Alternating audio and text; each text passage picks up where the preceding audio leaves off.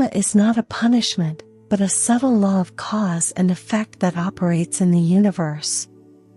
Every thought, every action, every emotion of ours plants a seed. When the time comes, that seed sprouts into experience, joy, suffering, success, failure, happiness, pain. Ramana Maharshi often said, "Do not fear karma. Karma exists only when you believe that you are the doer. When you know I am not this body, not this mind, who is there to bear karma?" But before realizing that the ego is an illusion, we still have to go through the journey of paying off invisible debts. And when you have truly paid off most of your karma, there are very clear signs, not from the outside, but from the depths of your consciousness. Here are 6 major signs according to the spirit of Ramana Maharshi and the Advaita tradition. 1. When the past is no longer binding. In the process of karma, the past is often seen as invisible chains wrapped around the mind. It is not a simple chain of events, but an accumulation of memory energy, from joy to pain, from unfulfilled desire to late regret. People with a lot of karma often live in a state of being pulled backwards, either regretting what has been lost, or resenting what has happened. They do not live in the present, but only constantly recalling and replaying old images in their minds. Ramana Maharshi pointed out this nature with a simple but penetrating teaching. Ask, who remembers the past? The past is real only when there is someone clinging to it. When it is clear that this person does not exist, the past vanishes like smoke. This is the difference between someone still in the vortex of karma and someone who is escaping it. The first sign of karma release is, you realize that the past is just a story, no longer has power over your soul. When karma is released, you are no longer defined by your life history. Painful memories may return, but they come like a film that has been played, no longer making you cry. Beautiful memories may appear, but they no longer make you regret. You remember, but you are no longer immersed. You tell, but you are no longer identified. In that state, you realize, you are not the stream of memories, you are the silent ocean that contains and transcends all memories. 2. When you face pain without fighting back. Karma is not just memory. It also manifests itself in present experiences, illness, loss, betrayal, hardship in life. For those who are still bound, suffering is often seen as an injustice, a burden to be resisted or avoided. They protest with the question, why me? Why is life so unfair? But as karma gradually dissolves, as awareness deepens, that question changes. Instead of complaining, the enlightened person will ask himself, who is suffering? Who does this suffering really belong to? This is a turning point of consciousness. Because when you look deeply, you realize, suffering can only bind the illusory ego, but never touch the unchanging self. When you understand this, you begin to be able to accept suffering with a completely different attitude. Without struggling, without running away, without labeling it as disaster or punishment. Instead, you quietly observe. Like a person sitting by the window watching the rain fall, knowing the rain is cold, knowing the shirt is wet, but no longer angry. It is this letting go of resistance that makes suffering lose the power to bind your soul. It may touch the body, it may touch the emotions, but it cannot touch your immortal core. This is one of the clearest signs that karma is dissolving. You are calm when adversity comes. You do not blame others or fate. You no longer pray for a quick way out. You just sit there, observe, and the suffering passes. In that observation, you discover a miracle. The suffering is not as real as you thought. It is just a passing cloud, and you are the unmoving sky. 3. When you are no longer afraid of death. All human fears stem from one root fear. Fear of losing oneself, fear of dissolution, fear of death. And from that fear, the whole karmic cycle is born. We cling to this body, believing that this is me, and so we worry, struggle, accumulate, struggle to protect an existence that is inherently fragile. But Ramana Maharshi, at the age of 16, touched the source directly. One ordinary afternoon, a fear of death arose so strongly that he decided to face it directly. He lay down on the floor, pretending to be dead. His body stiffened, his breathing stopped, his life seemed to leave him. And then, in that state of pretended death, he realized, this body may die. But the knowing that the body is dying does not die. That is immortal. That is I. From that moment on, Ramana was no longer afraid of death. He lived fully in the eternity of his being. This is a great sign when karma dissolves, the fear of death gradually falls away. You begin to see death not as a ghost, but as a natural moment in the endless cycle. The body is just a garment. When the garment is torn, you replace it with another. Death is no longer an enemy, but like a beautiful sunset that signals the continuation of a new dawn. A person with heavy karma looks at death with trembling, despair, because he thinks everything will end. A person with light karma sees, nothing ends, there is only transformation. And as Ramana emphasizes, death can only kill the false, never the real. 4. When you see everyone as a mirror of yourself. One of the greatest illusions that creates karma is the sense of separation. I am different from you, I am separate from the world. From that feeling, a series of consequences are born: comparison, jealousy, resentment, discrimination between friend and foe, love and hate. When karma is heavy, the mind always classifies: this person makes me happy, that person makes me suffer, this is a friend, that is an enemy. But when karma gradually dissolves, a completely different view appears. You begin to realize, everyone is just a reflection of your own mind. Ramana once said, when you know yourself, everyone is you. There is no such thing as others anymore. This statement is an experiential truth. The angry friend is a reflection of the unhealed anger in you. The admired friend reflects the seeds of wisdom and love that are blooming in you. The fearful friend reflects the darkness that has not yet been embraced in your mind.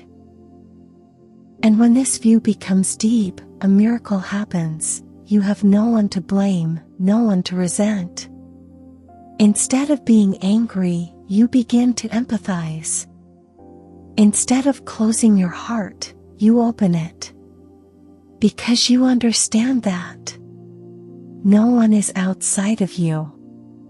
All are just images in the mirror of the one mind. From that insight, compassion arises naturally.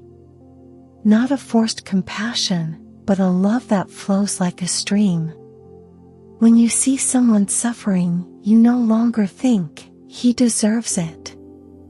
Instead, you realize, that is the suffering part of me manifesting. And so you gently open your arms.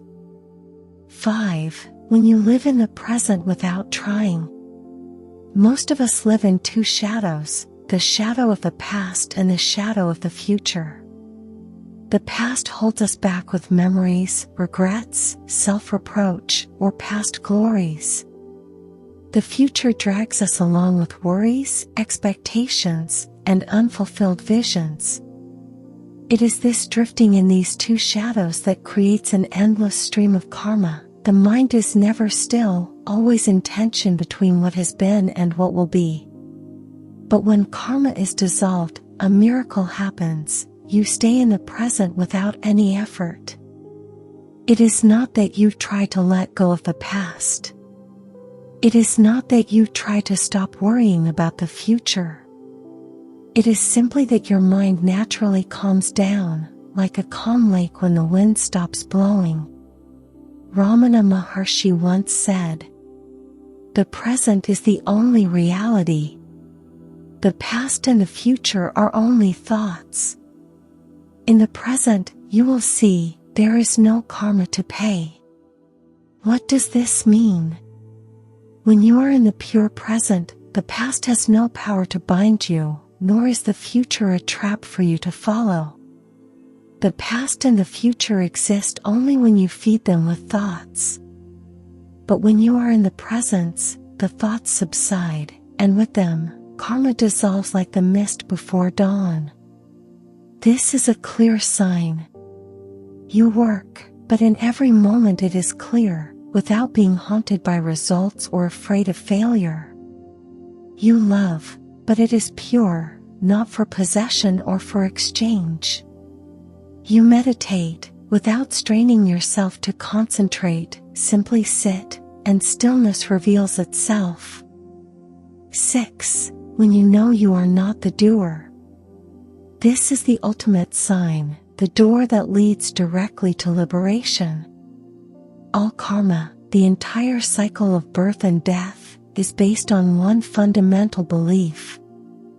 I am the doer. I act. I choose. I create. That I takes credit for success, blames itself for failure, binds itself to countless results and consequences. It is the very frame that casts karma. But when awareness matures, you begin to see another truth. Breath comes and goes, you did not create it. Heart beats, blood flows, you do not control it. Thoughts arise, then disappear, you did not call them. Even your actions are the sum of countless conditions. Circumstances, environment, instincts, the invisible prompting of the entire universe. So, who is the real doer? Ramana Maharshi said, "Karma exists only when you perceive yourself as the doer. When you see clearly that you have never done anything, karma vanishes, like darkness vanishes before light." This is not a word for you to be passive or deny responsibility, but a transcendent truth. Everything happens according to the natural flow of the universe. The ego only clings to it to say this is me doing, but in reality it has never existed. When you see this clearly, a boundless relief comes. You are no longer haunted by success or failure, gain or loss. You no longer have the burden of trying to row your life. You become a silent witness, letting the universe operate through you. That is when all karma dissolves, because karma can only cling to the doer. Once the doer is seen as an illusion, then the cycle of reincarnation, cause and effect, debt and repayment, all remain like a dream that has just vanished at dawn. Having come this far, you not only pay off all your karma, but also see clearly, in fact, there has never been anyone to pay, there has never been any debt. It is all just a game of the mind, and you, the pure knowing nature, have never been bound. You have just passed through the 6 signs like 6 steps leading out of the mist of karma. But knowing is different from seeing, and seeing is different from being. Knowledge rearranges the mind, direct experience stills the mind. Only stillness touches the root. Ramana Maharshi pointed out, do not bother about how to repay karma. Ask, who has karma? When the one who has karma is no longer found, karma loses its grip. The essential point. The 6 signs are not a goal to be accumulated, but a natural reflection when you return to your self-nature. So instead of hunting for signs, return to the source of the I concept. When you are calm and reflect on the question, who am I? The dust of the past falls away because there is no one to cling to. When you no longer identify with the body-mind, the fear of death finds no object. When you see that the I is just an idea, the chain of cause and effect collapses like the darkness before dawn. The destination is not outside of you. Not in the future, not in ritual or concept.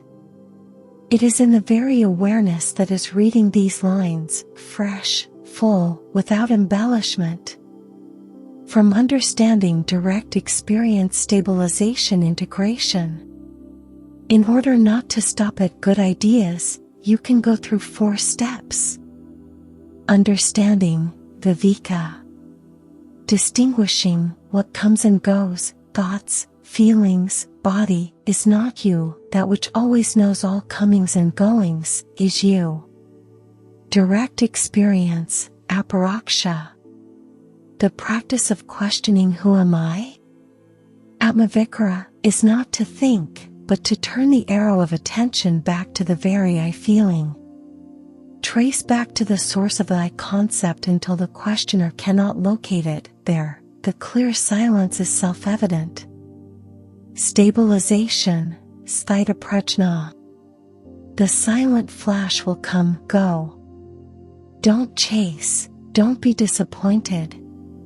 Don't cling, don't push, just return to the source every time you remember. Like a river returning to the sea. Merge, sahaja. No more dividing meditation and life. Walking, standing, lying, sitting, the present knowing is uninterrupted. Actions happen naturally, no doer to bear the karma. Deep practice, minimalism and closeness to the root. 1. Core inquiry cycle, 3 to 5 minutes / time, many times / day. Step 1. Receive, a thought / emotion has just arisen. Step 2. Ask, who is knowing this? Step 3. Return, take attention away from the content, back to the knower. Step 4. Stay, no interpretation. Just rest in the formless present knowing. Step 5. Let go, when the mind clings to the content again, repeat steps 2 to 4. 2. The space between 2 thoughts. Observe the moment when a thought dissolves before a new thought arrives. Don't grasp it, just recognize the stillness there, which is you. 3. Not doing in action.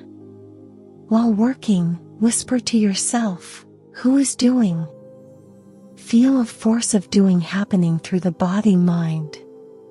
You are the witness, not the creator. There, karma leaves no mark.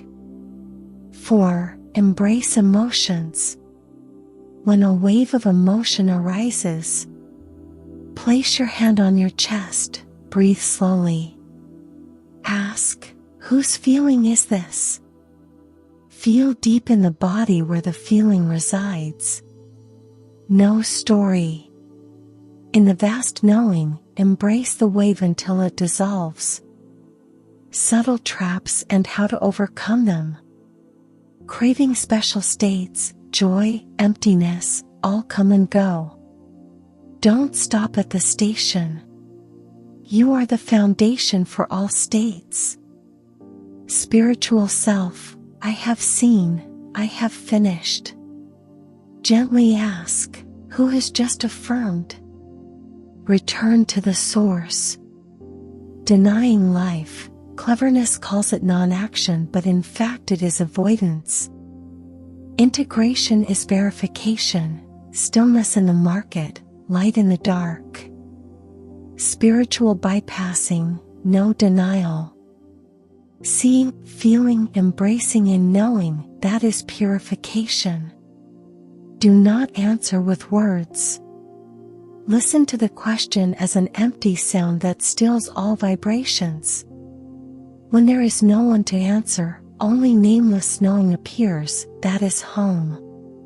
Practice many times a day, when opening a door, raising a glass of water, before answering someone. A few seconds are enough, depth is more than length. Stillness, the door to the supreme power.